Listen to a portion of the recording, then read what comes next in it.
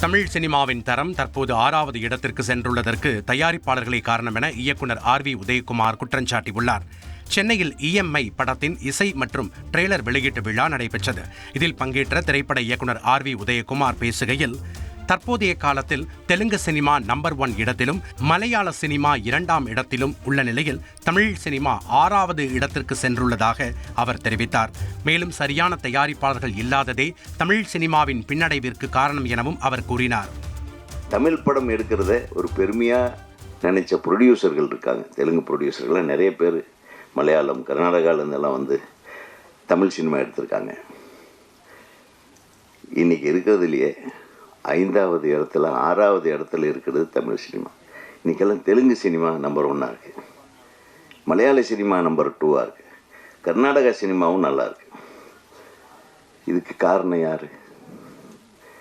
கிரியேட்டருக்கு இங்கே இருக்காங்க, இல்லாமல் இல்லை. சரியான தயாரிப்பாளர்கள் இல்லை. செய்திகளை உடனுக்குடன் தெரிந்து கொள்ள உடனே சப்ஸ்கிரைப் பண்ணுங்க.